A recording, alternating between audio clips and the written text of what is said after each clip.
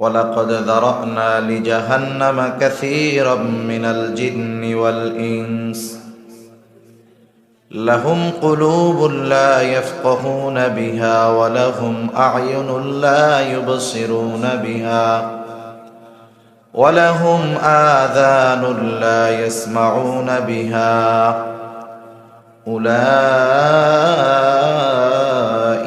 كالأنعام بل هم أضل أولئك هم الغافلون আল্লাহ রাব্বুল আলামিন কোরআনুল কারীমের মধ্যে বলেন ওয়ালাকাদ যারানা লিজাহান্নামা কাসীরাম মিনাল জিন্নি ওয়াল ইনস, আমি বিপুল সংখ্যক মানুষ এবং জিনকে জাহান্নামের জন্য তৈরি করেছি।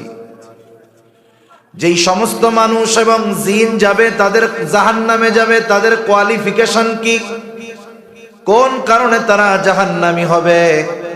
আল্লাহ রাব্বুল আলামিন বলেন, ওই সমস্ত মানুষ এবং জিন লাহুম কুলুবুন লা ইয়াফকাহুনা বিহা, আল্লাহ তাআলা যাদেরকে কলব দিয়েছিলেন, হৃদয় দিয়েছিলেন, ভালো মন্দ অনুধাবন করার যোগ্যতা আল্লাহ তাআলা দিয়েছিলেন, কিন্তু তারা এই হৃদয়টাকে ভালো মন্দ যাচাই বাছাইয়ের ক্ষেত্রে কাজে লাগায় নাই। মন্দটা বুঝার পরেও মন্দটা করছে, ভালোটা বুঝবার পরেও ভালোর কাছে যায় নাই। তারা তাদের এই হৃদয়কে যথাযথভাবে কাজে লাগায় নাই। ওয়ালাহুম আ'য়ুনুন লা ইউবসিরুনা বিহা, আমি আল্লাহ যাদেরকে দৃষ্টিশক্তি দিয়েছিলাম, কিন্তু এই চোখ দিয়ে তারা দেখার মতো দেখে নাই।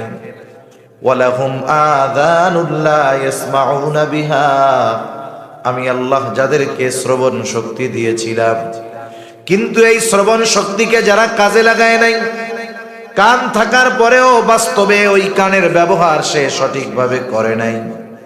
আল্লাহ তাআলা বলেন উলাইকা কাল আনআম, ওই মানুষগুলো হৃদয় থাকার পরেও, চোখ থাকার পরেও, কান থাকার পরেও, দৃষ্টিশক্তি থাকার পরেও, শ্রবণ শক্তি থাকার পরেও, বুঝবার যোগ্যতা থাকার পরেও ওই মানুষগুলো হলো চতুষ্পদ জানোয়ারের মতো।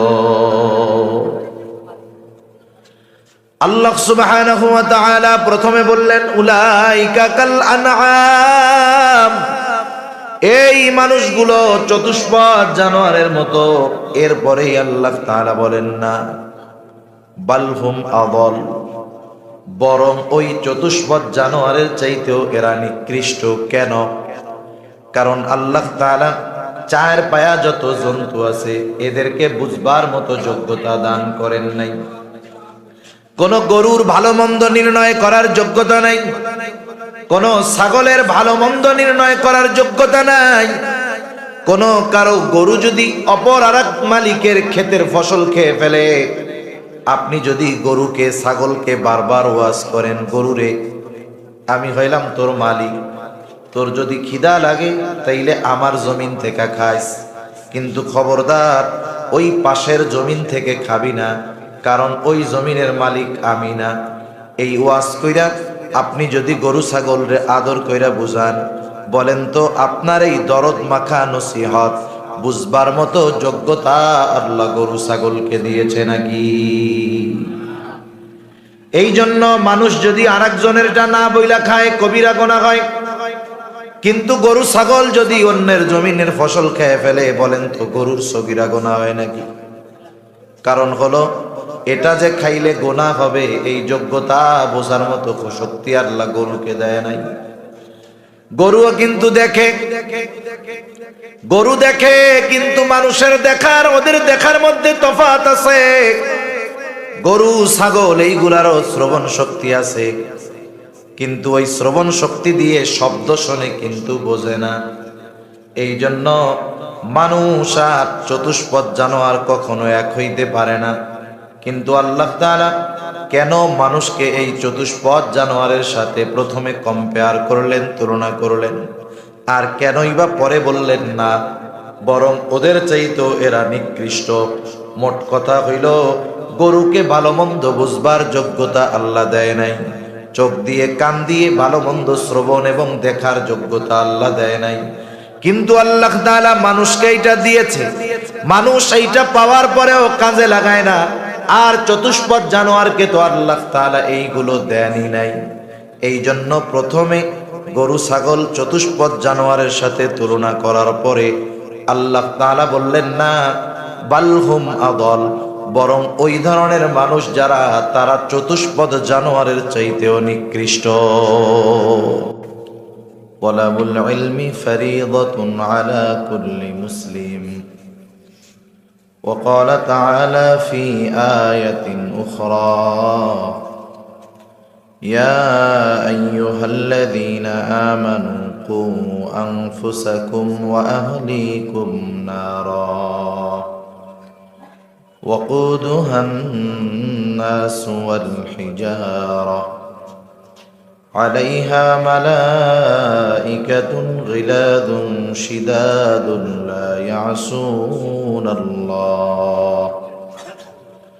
لا يعصون الله ما أمرهم ويفعلون ما يؤمرون. وقال رسول الله صلى الله عليه وسلم كلكم راعين وكلكم مسؤولون عن رعيته، أو كما قال النبي صلى الله عليه وسلم. صدق الله العلي العظيم وصدق رسوله النبي الكريم، ونحن على ذلك من الشاهدين والشاكرين، والحمد لله رب العالمين. سبحانك لا علم لنا إلا ما علمتنا إنك أنت العليم الحكيم.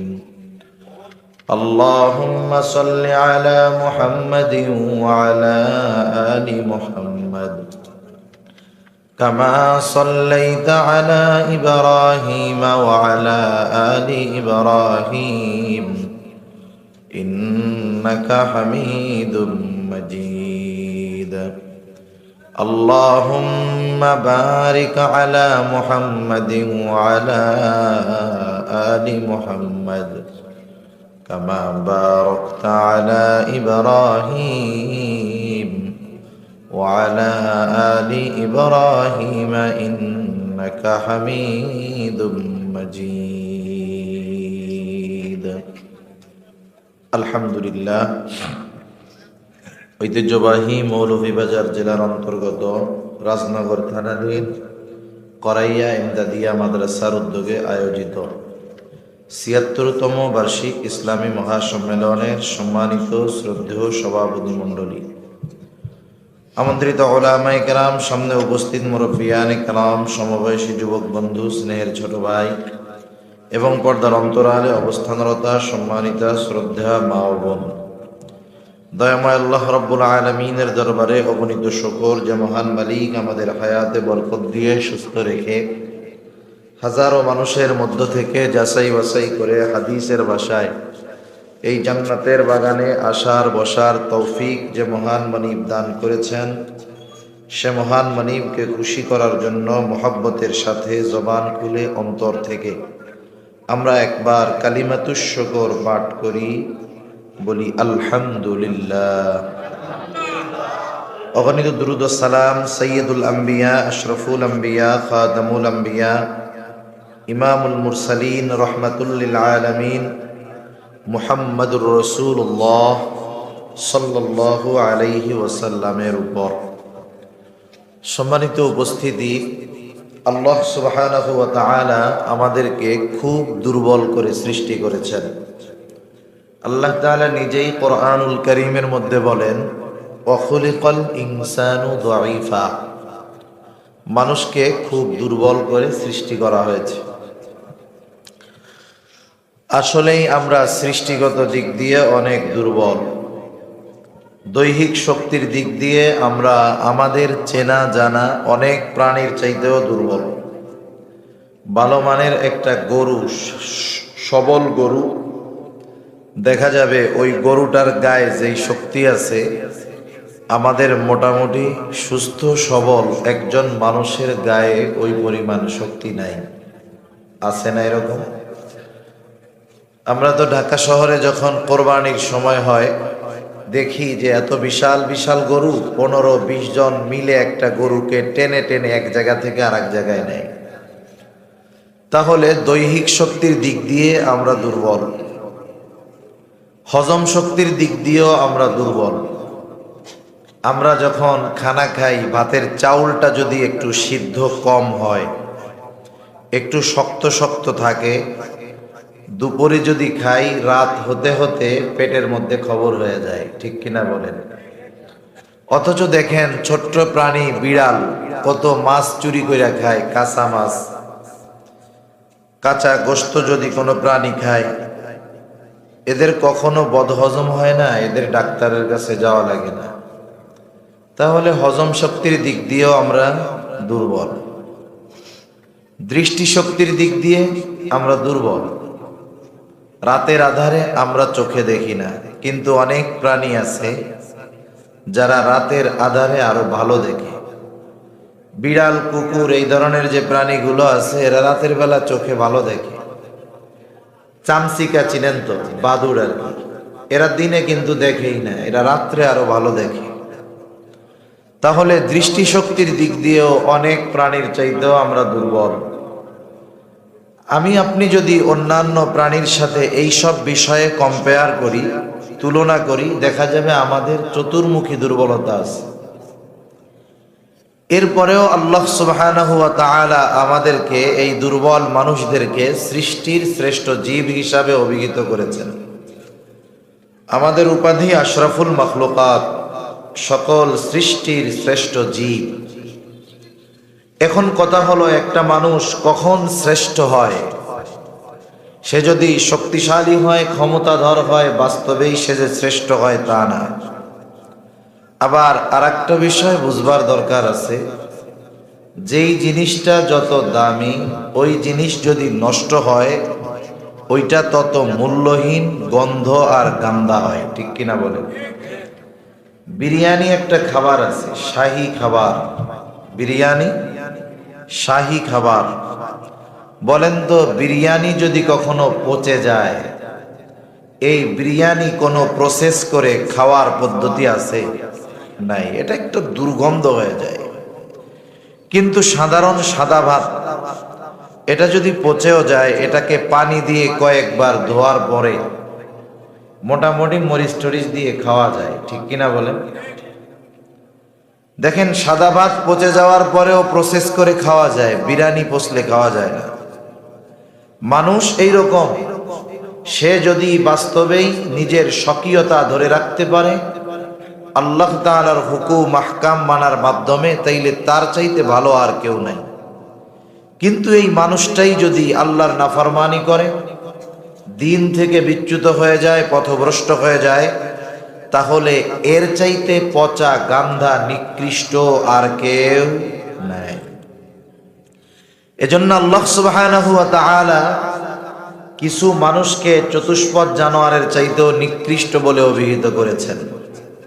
যেমন আল্লাহ তাআলা কোরআনুল কারীমের এক জায়গায় বলেন, ওয়ালাকাদ যারানা লিজাহান্নামা কাসীরাম মিনাল জিন্নি ওয়াল ইনস লাহুম কুলুবুন লা ইয়াফকাহুনা বিহা ওয়া লাহুম আ'য়ুনুন লা ইউবসিরুনা বিহা ওয়া লাহুম আযানুন লা ইয়াসমাউনা বিহা উলাইকা কাল আনআম বাল হুম আযাল উলাইকা হুমুল গাফিলুন। আল্লাহ রাব্বুল আলামিন কোরআনুল কারীমের মধ্যে বলেন, ওয়ালাকাদ যারানা লিজাহান্নামা কাসীরাম মিনাল জিন্নি ওয়াল ইনস। আমি বিপুল সংখ্যক মানুষ এবং জিনকে জাহান্নামের জন্য তৈয়ার করেছি। যেই সমস্ত মানুষ এবং জিন যাবে, তাদের জাহান্নামে যাবে, তাদের কোয়ালিফিকেশন কি, কোন কারণে তারা জাহান্নামী হবে? আল্লাহ রাব্বুল আলামিন বলেন, ওই সমস্ত মানুষ এবং জিন লাহুম কুলুবুন লা ইয়াফকাহুনা বিহা, আল্লাহ তাআলা যাদেরকে কলব দিয়েছিলেন, হৃদয় দিয়েছিলেন, ভালো মন্দ অনুধাবন করার যোগ্যতা আল্লাহ তাআলা দিয়েছিলেন, কিন্তু তারা এই হৃদয়টাকে ভালো মন্দ যাচাই বাছাইয়ের ক্ষেত্রে কাজে লাগায় নাই। মন্দটা বুঝার পরেও মন্দটা করছে, ভালোটা বুঝবার পরেও ভালোর কাছে যায় নাই। তারা তাদের এই হৃদয়কে যথাযথভাবে কাজে লাগায় নাই। ওয়ালাহুম আ'য়ুনুল লা ইউবসিরুনা বিহা, আমি আল্লাহ যাদেরকে দৃষ্টিশক্তি দিয়েছিলাম, কিন্তু এই চোখ দিয়ে তারা দেখার মতো দেখে নাই। ওয়ালাহুম আযানুল লা ইয়াসমাউনা বিহা, আমি আল্লাহ যাদেরকে শ্রবণ শক্তি দিয়েছিলাম, কিন্তু এই শ্রবণ শক্তিকে যারা কাজে লাগায় নাই, কান থাকার পরেও বাস্তবে ওই কানের ব্যবহার সে সঠিকভাবে করে নাই। আল্লাহ তাআলা বলেন, উলাইকা কাল আনআম, ওই মানুষগুলো হৃদয় থাকার পরেও, চোখ থাকার পরেও, কান থাকার পরেও, দৃষ্টিশক্তি থাকার পরেও, শ্রবণ শক্তি থাকার পরেও, বুঝবার যোগ্যতা থাকার পরেও ওই মানুষগুলো হলো চতুষ্পদ জানোয়ারের মতো। আল্লাহ সুবহানাহু ওয়া তাআলা প্রথমে বললেন উলাইকা কাল আনআম, এই মানুষগুলো চতুষ্পদ জানোয়ারের মতো। এরপরেই আল্লাহ তাআলা বলেন না বালহুম আদল, বরং ওই চতুষ্পদ জানোয়ারের চাইতেও এরা নিকৃষ্ট। কেন? কারণ আল্লাহ তাআলা চার পায়া যত জন্তু আছে এদেরকে বুঝবার মতো যোগ্যতা দান করেন নাই। কোন গরুর ভালো মন্দ নির্ণয় করার যোগ্যতা নাই, কোন ছাগলের ভালো মন্দ নির্ণয় করার যোগ্যতা নাই।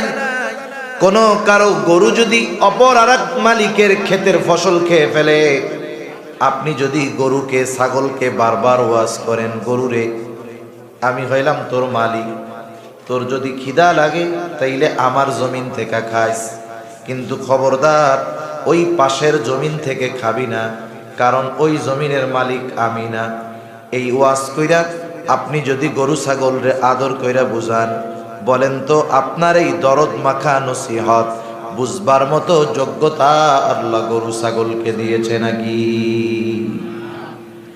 এই জন্য মানুষ যদি আরেকজনেরটা না বইলা খায় কবিরা গুনাহ হয়, কিন্তু গরু ছাগল যদি অন্যের জমিনের ফসল খেয়ে ফেলে, বলেন তো গরুর সগীরা গুনাহ হয় নাকি? কারণ হলো এটা যে খাইলে গুনাহ হবে এই যোগ্যতা বোঝার মতো শক্তি আল্লাহ গরুকে দেয় নাই।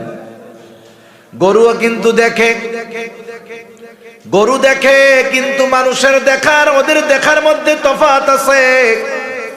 গরু ছাগল এইগুলারও শ্রবণ শক্তি আছে, কিন্তু ওই শ্রবণ শক্তি দিয়ে শব্দ শোনে কিন্তু বোঝে না। এই জন্য মানুষ আর চতুষ্পদ জানোয়ার কখনো এক হইতে পারে না।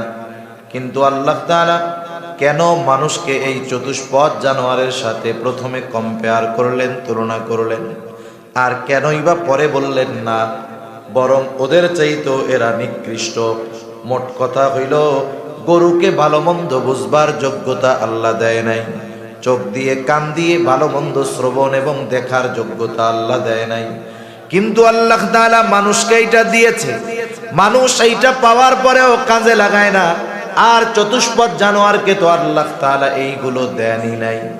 এই জন্য প্রথমে গরু ছাগল চতুষ্পদ জানোয়ারের সাথে তুলনা করার পরে আল্লাহ তাআলা বললেন না বালহুম আদল, বরং ওই ধরনের মানুষ যারা, তারা চতুষ্পদ জানোয়ারের চাইতেও নিকৃষ্ট। কারণ মানুষকে এগুলো দিয়েছেন আল্লাহ, ভালো মন্দ বুঝবার যোগ্যতা দিয়েছেন, অন্যান্যদেরকে তো দেন নাই। থাকার পরেও, যোগ্যতা থাকার পরেও কাজে লাগায় নাই, এই জন্য জানোয়ারের চাইতে এগুলা খারাপ। আল্লাহ তাআলা বলেন উলাইকা হুমুল গাফিলুন, এই মানুষগুলোর নাম আল্লাহ তাআলা দিয়েছেন গাফেল। এরা হলো গাফেল। এদেরকে দিয়া আল্লাহ তাআলা জাহান্নামের জ্বালানি হিসাবে ব্যবহার করবে। এই মানুষ আর জিন এরা হবে জাহান্নামের লাকড়ি, জাহান্নামের জ্বালানি। এই জন্য আমাকে আপনাকে যেন জাহান্নামের জ্বালানি না হতে হয়, জাহান্নামের লাকড়ি যেন না হতে হয়। এই জন্য এই দুনিয়ায় আমার আপনার অন্তর, চোখ, কানকে যথাযথভাবে কাজে লাগানোর দরকার আছে না? না, দরকার তো আছে, আমরা বুঝি। এরপরেও তো বাস্তব প্রয়োগ, বাস্তব ব্যবহার আমরা করি না। সমাজের মধ্যে যত অন্যায় আছে, অপরাধ আছে, পাপ আছে, গুনাহ আছে, যে পাপগুলো করে বলেন তো, ওই পাপ কাজ যে করে সে জানে না ওইটা পাপ কাজ? জানে? চোখ দিয়ে অন্যায় করে, গুনাহ করে, দেখে, সে জানে এটা গুনার কাজ। কান দিয়ে গান শোনে, অন্যান্য অশ্লীল কথাবার্তা শোনে, সে জানে এগুলো গুনার কাজ। একজন মানুষ যে জানে না তাকে জানানো বোঝানো সহজ, যে না জেনে না বুঝে অন্যায় করে তাকে গুনার থেকে ফিরানো সহজ। কিন্তু যে ব্যক্তি জেনে বুঝে শুনে গুনাহ করে, অন্যায় করে, ওই মানুষগুলোকে পাপ থেকে ফেরানো কিন্তু অনেক কঠিন। যেমন একজন ঘুমায় আছে, বাস্তবেই ঘুম, এই লোককে ঘুম থেকে উঠানো কঠিন না। ও ডাক দিলে 2-4 ডাক দিলে উঠে যাবে। কিন্তু যে ঘুমায় নাই, ঘুমানোর বান ধরছে, এর সহজে উঠাইতে পারবে না? 100 ডাক দিলে উঠবে না। আমাদের অবস্থা হলো সব আমাদের ঠিক আছে, আমরা সব বুঝি, এই জন্য আমাদের কেউ সহজে বুঝাইতে পারে না। যদি বাস্তবেই না বুঝতাম তাইলে বোঝানো সহজ হইত। তা আমি যে কথাগুলো এই জন্য বললাম আর কি, আমরা ওয়াজ, নসিহত, মাহফিল, আলোচনা করি, শুনি, কিন্তু কেউ মজার জন্য শুনি, ভালো লাগার জন্য শুনি, কিন্তু ওয়াজ যিনি আলোচনা করতেছেন তার কথাগুলো হৃদয় দিয়ে অনুধাবন করার চেষ্টা করি না। যদি আমরা হৃদয় দিয়ে কথাগুলো বুঝতাম, সাথে সাথে বাস্তব জীবনে যদি প্রয়োগ করতাম, তাহলে আশা করা যাইত আল্লাহ সুবহানাহু ওয়া তাআলা আসমানের বরকতের দুয়ার আমাদের জন্য খুলে দিতেন। ঠিক কিনা বলেন? তা সম্মানিত উপস্থিতি, আমি আপনাদের খেদমতে গুরুত্বপূর্ণ কয়েকটা কথা অতি অল্প সময়ে বলবার নিয়তে কোরআনুল কারীম থেকে 2টো আয়াত ও রাসূল আকরাম সাল্লাল্লাহু আলাইহি ওয়াসাল্লামের 2টা হাদিস থেকে কিছু পাঠ করেছি। আল্লাহ তাআলার কাছে তৌফিক চাই, কিছু কথা অল্প সময় আল্লাহ বলার তৌফিক আমাকে দান করেন, যে কথাগুলো আমাদের সবার দুনিয়া এবং আখিরাতের জন্য কল্যাণকর হয়। সকলে বলি আমিন। আপনাদের হয়তো বর্তমান সময়ের শিক্ষা ব্যবস্থার ব্যাপারে মোটামুটি কিছু জানা আছে, সাথে সাথে পাঠ্যপুস্তকের ব্যাপারেও কম বেশি আপনাদের ধারণা আসছে। বাস্তবতা হলো, একটা জাতিকে যদি ধ্বংস করতে হয়, ওই জাতির প্রধানত 2টো বিষয়কে ধ্বংস করে দিতে হয়। কয়টা বিষয়? 2টা বিষয়। আপনি একটা সভ্যতাকে ধ্বংস করতে চান, আর আমরা হলাম মুসলিম, আমাদের একটা সভ্যতা, সংস্কৃতি আছে, আমাদের একটা মৌলিক শিক্ষা ব্যবস্থা আছে। আমরা বাংলাদেশের মুসলমান। অনেক সময় দেখবেন নাস্তিক্যবাদী যারা, ইসলাম বিদ্বেষী যারা, এরা আমাদের পরিচয়ের ক্ষেত্রে, তারা তাদের পরিচয়ের ক্ষেত্রেও বলে যে আমি হলাম বাঙালি, বাংলাদেশি মুসলিম। আগে কি বলে? বাঙালি, বাংলাদেশি, এরপরে বলে মুসলিম। এটা ওরা বলে। একটা জিনিস বুঝতে হবে, শব্দের তারতম্যের কারণে এখানে অনেক কিছুর লক্ষণ প্রকাশ পায়। আগে বাঙালি কেন বলে? ওরা বলে যে বাঙালি যত সংস্কৃতি আছে, সব সংস্কৃতি আমি বাঙালি হিসাবে আগে মানব, এরপরে বাংলাদেশি সভ্যতা সংস্কৃতি মানব, এরপরে মুসলিম সভ্যতা সংস্কৃতি আমি মানব। একটু খেয়াল করেন, আমি মুসলমান, বলেন তো ইসলাম আমাকে এক পূর্ণাঙ্গ জীবন ব্যবস্থা দিয়েছে কি দেয় নাই? আমি যদি পরিপূর্ণ ইসলামী জীবন ব্যবস্থার মতে আমি চলতে চাই, তাহলে বাংলাদেশি যত আইন কানুন আছে অনেক আইনের সাথে সাংঘর্ষিক হবে কি হবে না? অনেক আইনের সাথে সাংঘর্ষিক হবে। ওরা বলতে চায় মুসলিম হিসাবে ওই বিষয়গুলোই আমরা মেনে নিব যেই বিষয়গুলোর সাথে বাংলাদেশের আইনের কোনো সংঘর্ষ নাই। এরপরে বলতে চায় বাংলাদেশি হিসাবে আমরা ওই সভ্যতা সংস্কৃতিগুলো মানব যেগুলো মানলে বাঙালি হিসাবে কোনো অসুবিধা নাই, আর বাঙালির যত সভ্যতা সংস্কৃতি আছে সবগুলো নির্দ্বিধায় মেনে নিব, যা হয় হোক।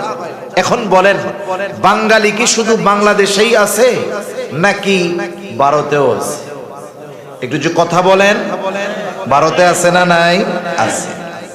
আপনারা জানেন হয়তো বাঙালি ভারতীয় বাঙালিদের অনেক অনুষ্ঠান আচার অনুষ্ঠান আছে যেগুলো বাঙালি সংস্কৃতি নামে চালানো হয়, ঠিক ওগুলো বাংলাদেশের সাথেও সাংঘর্ষিক এবং ইসলামের সাথেও সাংঘর্ষিক।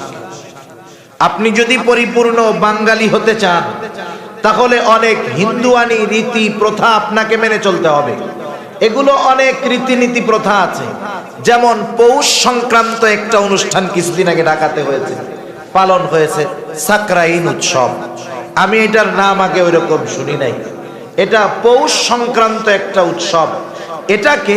এটা বাঙালি হিন্দুদের একটা অনুষ্ঠান, তাদের একটা বিষয়, অথচ এটাকে বাংলাদেশি মুসলমানদের উপর বাঙালি সংস্কৃতি বলে চাপায়া দেওয়ার অপচেষ্টা চলতেছে। ওই বিষয়টা যদি কেউ বিশ্বাসের সাথে পালন করে তাহলে তার ঈমান থাকবে না। যেমন বাংলা নববর্ষ উদযাপন আমাদের বাংলাদেশ থেকেও করা হয়, হয়তো সরকারি ছুটিও সেই দিন দেওয়া হয়, কিন্তু বলেন তো এই বাঙালি নববর্ষ বা বাংলা নববর্ষ উদযাপন করতে গিয়ে যেই ধরনের কথা, যেই ধরনের কাজ করা হয়, এটা বাংলাদেশি সংস্কৃতির সাথেও যায় না, মুসলমানদের সংস্কৃতির সাথেও যায় না। এই জন্য এই সংস্কৃতি যদি আমাদের উপরে চাপায়া দেওয়া যায়, জোর করা লাগবে না। মুসলমান যদি মেনে নেয় তাহলে অটোমেটিকলি বেঈমান হয়ে যাবে, ঠিক কিনা বলেন? এজন্য একটা জাতিকে যদি ধ্বংস করতে হয়, ওই জাতির মূল সভ্যতা সংস্কৃতি থেকে তাদের বের করে বিজাতীয় সভ্যতা সংস্কৃতি তাদের উপরে চাপায়া দিতে হবে। আজকে আফসোস, মুসলমান হিসাবে আমাদের ঐতিহ্য ছিল, মুসলিম হিসাবে আমাদের এক্সট্রা সংস্কৃতি ছিল, অথচ এটা আমাদের মধ্যে নাই।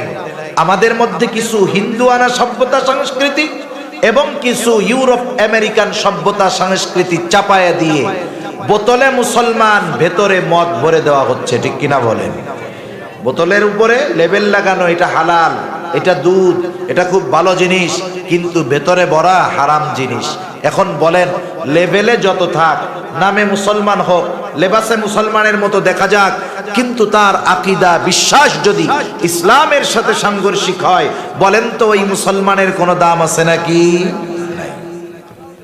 তাহলে একটা জাতিকে যদি ধ্বংস করতে হয়, এক নাম্বার দরকার হলো যে ওই জাতির মৌলিক সভ্যতা সংস্কৃতিকে ধ্বংস করে দেওয়া। এখন আমরা কি করব? এই বিষয়গুলো লম্বা আলোচনার দাবি রাখে, কিন্তু লম্বা আলোচনার সুযোগ নাই। আমরা কি করব? তারা পরিচয়ে বলে আমরা বাঙালি, বাংলাদেশি মুসলিম। আমরা পরিচয়ে বলবো আমরা মুসলিম, বাংলাদেশি, বাঙালি। আমরা বাংলাদেশি সভ্যতা সংস্কৃতি সব মেনে নিব যদি ইসলামের সাথে সাংঘর্ষিক না হয়।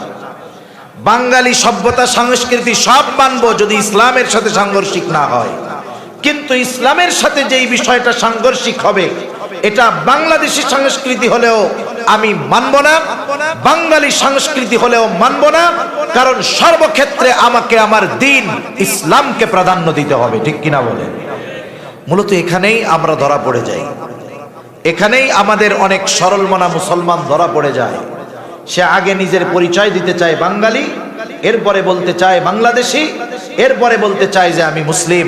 সে মুসলিম পরিচয়টাকে 3 নম্বরে নিয়ে আসে, অথচ উচিত ছিল মুসলিম পরিচয় থাকবে 1 নম্বরে।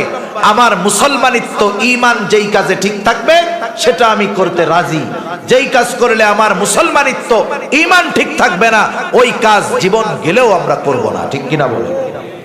সেজন্য আমরা আমাদের পরিচয়ের ক্ষেত্রে মুসলমান, এই পরিচয়টাকে অগ্রাধিকার দিব ইনশাআল্লাহ। দিব তো?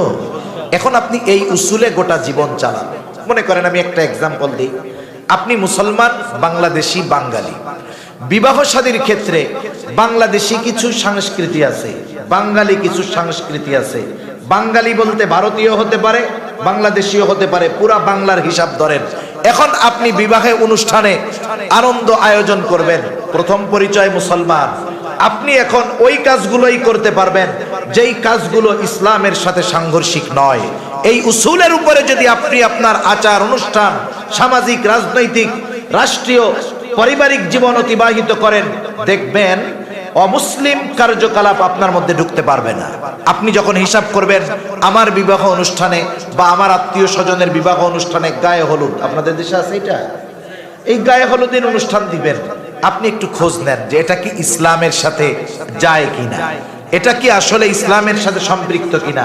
আপনি একটু অনুসন্ধান করেন, দেখবেন এটা মুসলিম সংস্কৃতির সাথে এটার কোনো সম্পর্ক নাই। এই গায়ে হলুদের প্রথা আসছে হিন্দুদের থেকে।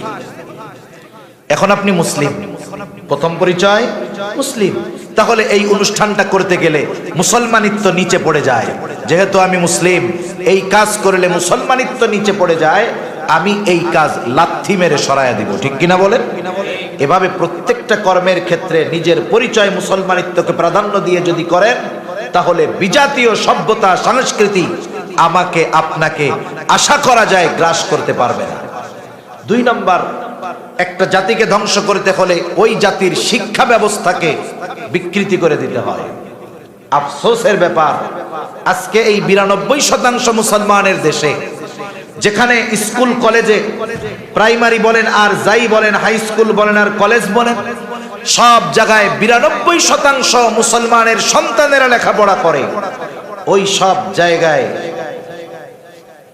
ইসলাম বাদ দিয়ে অমুসলিমদের কালচারকে ঢুকায় দেওয়ার সর্বোচ্চ অপচেষ্টা করতেছে এবং ধীরে ধীরে এই শিক্ষা ব্যবস্থা থেকে ইসলামকে পূর্ণাঙ্গ রূপে বের করার অপচেষ্টা চালাচ্ছে, ঠিক কিনা বলেন?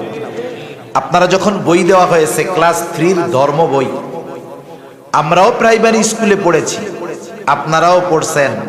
আমাদের সময় বইটা ছিল ইসলাম শিক্ষা, সহজ নাম ইসলাম শিক্ষা। এখানে যখন ইসলাম শিক্ষা ও নৈতিকতা, ইসলাম ও নৈতিকতা শিক্ষা না নৈতিক শিক্ষা নামে বইটা দেওয়া হয়েছে, ষড়যন্ত্রটা কি করা হলো? বইয়ের কাভার পেজের শেষের কাভার পেজের ভিতরের দিকে দুর্গার ছবি দিয়ে দেওয়া। একটা জিনিস বুঝেন, এত বড় একটা বিষয়, এটা যে ভুলে হইছে এটা বিশ্বাস করার কোনো উপায় নেই। এটা ইচ্ছাকৃতভাবে করা হয়েছে। ইচ্ছাকৃতভাবে কেন করা হইল? শোনেন, একটা দেশকে যখন ধ্বংস করার ইচ্ছা হয়, তখন এদেশের সবকিছুই তো ধ্বংস করতে হবে। অর্থ লস হোক, সম্পদ লস হোক, সেটা অসুবিধা নাই। ওই ইসলাম বিদ্বেষীরা খুব ভালো মতো জানে, আমি আপনি আমার আপনার ইমানের দাম না বুঝতে পারি, কিন্তু ওই ইসলাম বিদ্বেষীরা আমার আপনার ইমান ধ্বংস করার জন্য তারা সর্বোচ্চ ব্যয় করতে প্রস্তুত থাকে। তারা তৈয়া যে মুসলমানদের ইমান ধ্বংসের জন্য যা করার দরকার করো। আমি তো বলি ইচ্ছাকৃত, অনিচ্ছায় হয়েছে তা না, ইচ্ছাকৃত এটা করা হয়েছে। কেন করা হইল? আমি মুরব্বীদের মুখে শুনছি আর আগে গ্রামে খুব চুরি হইতো, বুঝছেন? গ্রামে চোর যে চুরি করে, এটা কেমনে করে? হঠাৎ করে আইসাই কি এক বাড়িতে ঢুকা যায় নাকি? ঢুকে না। আগে যখন মানুষের মাটির ঘর ছিল, আপনাদের অঞ্চলে কি বলে জানি না, মাটি দিয়ে সরাইয়া গর্ত বানায় ভিতরে ঢুকতো, গর্ত ফুড়ে, এটারে কি বলতো? হ্যাঁ, সিং সিং সিং খুঁজা ভিতরে ঢুকা চুরি করে বের হয়ে যেত। এখন চোর আসছে এক বাড়িতে, এই বাড়িতে তো দরজা লাগানো, ভেতরে মানুষজন, চুরি করা যাবে কি যাবে না, সিং কাটা যাবে কি যাবে না, চোর বুঝবে কেমন? চোর প্রথম ওই বাড়িতে এসে একটা আওয়াজ করবে, হয়তো দরজার উপরে জোরে হাত দিয়ে আঘাত করবে, অথবা টিনের চালার উপরে বড় মাটির চাক বা ইটের চাক নিক্ষেপ করবে। সে আওয়াজ করবে একটা, তার আওয়াজের একটা মাত্রা আছে। এই আওয়াজের মাত্রায় যদি ঘরের লোক জাগ্রত হয়ে যায়, স্বাভাবিক, আপনার ঘর যেখানে গাছ, বাড়ির উপরে কোনো গাছপালা নাই, মানুষজন আসার কোনো সুযোগ নাই, ওই ধরনের কোনো আওয়াজ যদি দরজায় হয়, অথবা টিনের চালার উপরে বড় কোনো ইটের টুকরো অথবা বড় মাটির কোনো চাক ফেলা হয়, আওয়াজ হলে আপনি কি চুপ করে বসে থাকবেন না আওয়াজ দিবেন? এই কেরে, আওয়াজ দিবেন কি দিবেন না?